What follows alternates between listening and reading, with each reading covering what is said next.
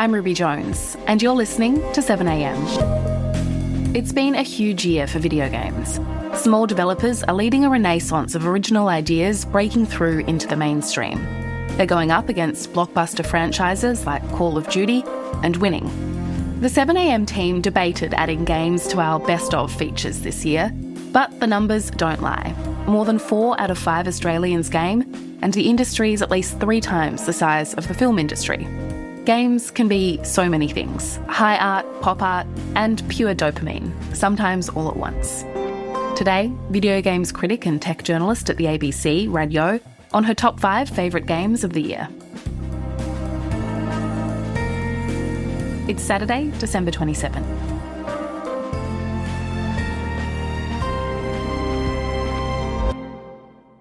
So, Rad, welcome to 7am. It's great to have you on the show. Thank you so much for having me. So, we are here to talk about the best games of the year, a topic in which you, I think, are an expert. I am not, and I'm looking forward to learning. Look, it has been an excellent games year, so if there was ever a time to tickle your interest, get you in on it, it would be this year, perhaps. Fantastic. Well, tell me what your first pick is. It would have to be Hollow Knight's Silk Song. This is an absolutely incredible game. And I read reports that Silk Song, when it was released, everything crashed because so many people were trying to buy it. And this is an independent Australian-made game. So how did it become that popular? Yeah, so Silk Song is a sequel to Hollow Knight, which came out in 2017, and that game sold more than 15 million copies worldwide. So people have been chomping at the bit, myself included, for Silk Song to finally come out. It's one of those that as soon as you pick it up, you can feel how lovingly crafted it is, right? Like you feel pulled into this mysterious, chaotic, interesting, dark world. And can you describe the actual world of the game for me a little? Like, where are you when you enter into Silk Song? Yeah, so you are in like this bug world. You're kind of underground and you play as a little creature called Hornet. And there's all these different sort of interesting bug creatures around, many of whom seem to have, like, something has gone wrong in the world, right? Like they're not quite what they should be, but you start to really feel for, like, I don't know, fleas and stuff throughout the game. I didn't think that would ever happen. I love it. I also love that this game is made by a really small team of people in South Australia, Team Cherry, I believe they're called. Tell me a bit about them. Yeah, when we say small team, we mean small, like very, very small. Team Cherry is in fact 3 people: Ari Gibson, William Pelham, and Jack Vine. And as you can imagine, with such a small team, they are very multi-talented. You know, it just takes such a staggering degree of passion, skill, obsession to be able to create something as refined as this. And can we talk a little bit about the score? Because I've been told that there were members of the Adelaide Symphony Orchestra involved. Yes, the score is absolutely gorgeous. It was done by Christopher Larkin, who is an Adelaide composer. Absolutely incredible. He did the first game as well. And it's quite rare to get a fully orchestrated game score, especially in an indie game, which is fair enough. That's an expensive undertaking. But there really is a magic to having a human player, a human musician, bringing their own kind of soul to a piece.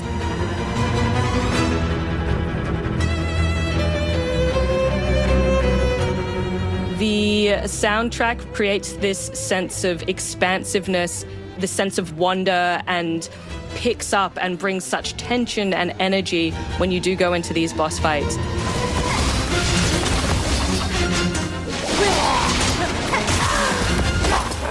And a lot of the kind of talk around this game has been around how difficult it is. So, I mean, how challenging did you find it? I'm going to say very challenging. I haven't finished it, but that's sort of the beauty of it. I don't think that the enjoyment of these games is about finishing them. It's about spending time in them. And this is going to sound a bit woo-woo maybe, but I'm a bit woo-woo, so what are you going to do? It's about what the game teaches you about yourself. I love that. Yeah. What has it taught you? It teaches you resilience in what I think is a really visceral way doing something that requires so much persistence and the decision to kind of step back in and try again allows us to experience failure and persistence and success in a way that is hard to replicate elsewhere in life. Okay, let's move on. What is your next pick?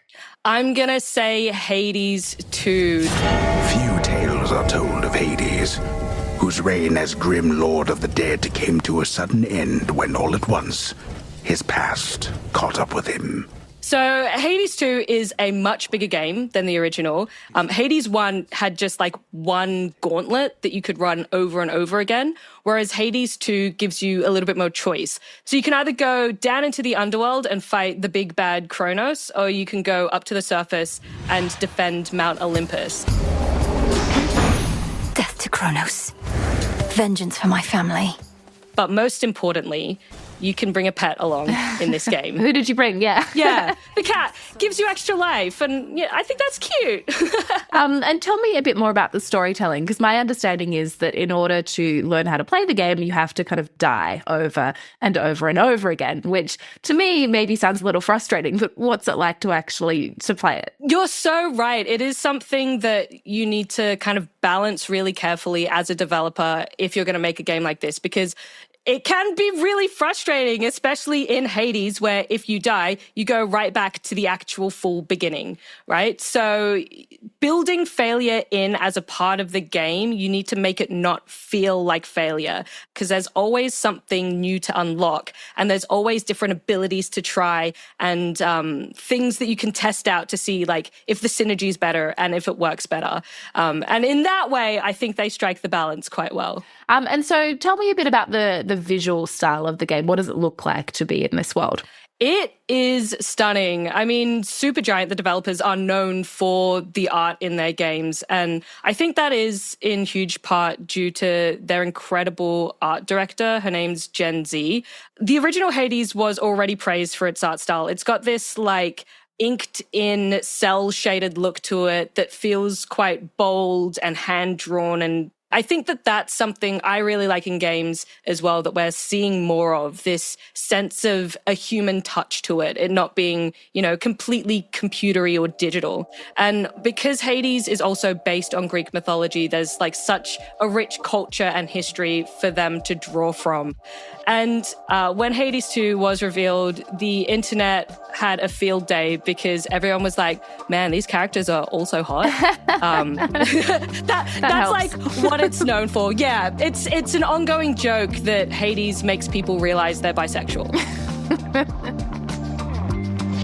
Coming up, monsters on a train.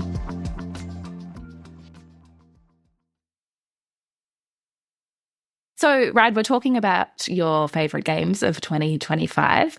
What is next on the list? It's gotta be Monster Train 2. Another sequel. Yeah, look, sometimes I have mixed feelings about sequels. I think generally I do prefer like fresh ideas rather than people making the same games over and over again. But at the same time, it's hard to turn down a well-made sequel of an excellent game. And it's simply not my fault if they made these sequels and did a really good job of it.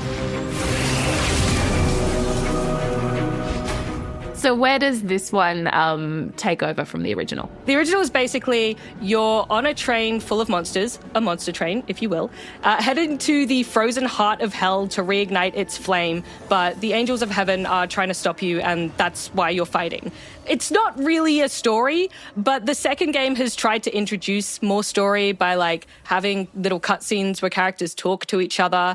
But the real magic of Monster Train 2 is the fact that they've gone in and just expanded what is possible. They've introduced all of these new mechanics, new clans, and it feels like somehow there is always more, and I love it so much. And the soundtrack is absolutely ripper, especially if you're into metal.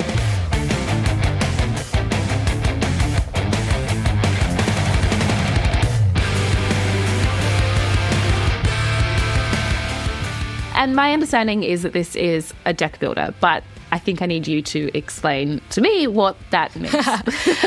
So some people think of deck builders as being card games, which I guess they technically are, but I promise if you look at it, it doesn't feel like you're playing cards like in real life, think of the card as basically like the button that you press in order to deploy something. And in doing that, you kind of also have this like meta game of which cards do you pick and what do you already have and what do you add to kind of have them all work together. And it sounds like this is another game that would benefit from a lot of different times playing through, which is similar to the other two that we've already spoken about.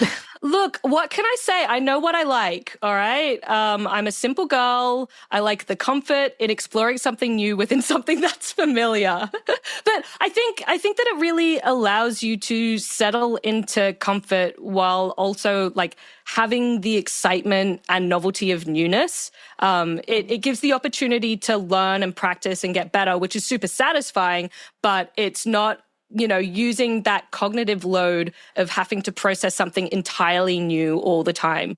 Plus, if you're buying a game that you can just keep playing, that's great value. That's being smart with your money. Cozy lives, babe. You've got to be thinking about this kind of thing. Okay, what do you have next? Next up is Clair Obscur Expedition 33. Now, this is an incredible game with an incredible story of not just like its story within the game, but how it came to be.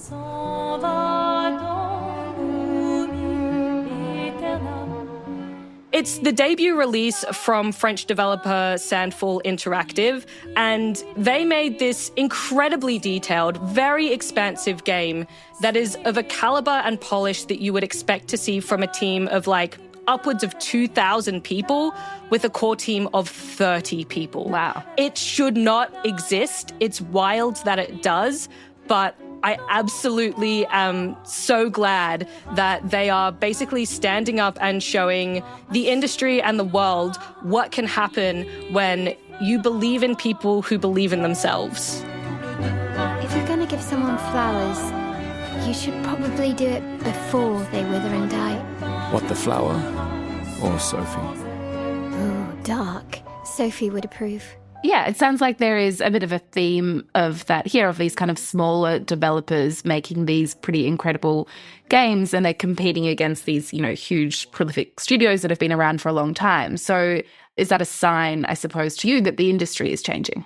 I think that the game development industry is in a very, very tough spot where games have sort of been pushed too far into being a commodity and have lost kind of their grounding in being art. Because at their core, games are art. Obviously, you are also battling with the reality of commercial viability, but Clair Obscur has come in so strong and said, when we go back to the heart of it all, which is making something good that we believe in, that's actually the magic sauce. It's not about trying to make something that optimizes getting $1 out of a player. And what is it actually about, Clair Obscur? The basic premise is there is a giant unknown spirit creature thing that's like kind of far off on an island in the water that you can see. And each year it disappears everyone who's over a certain age, and each year that age gets lower. So they keep sending expeditions out to try and like defeat it. And this is Expedition 33. So it's just ticked over that everyone over 33 gets disappeared, and they're like trying to figure it out. That's cool. It is cool. Coming up, a pure hit of dopamine.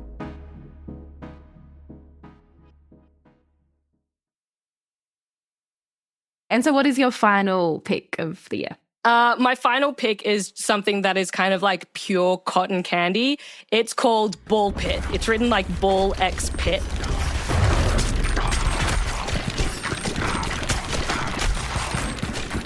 Tell me about it. What's it like to play?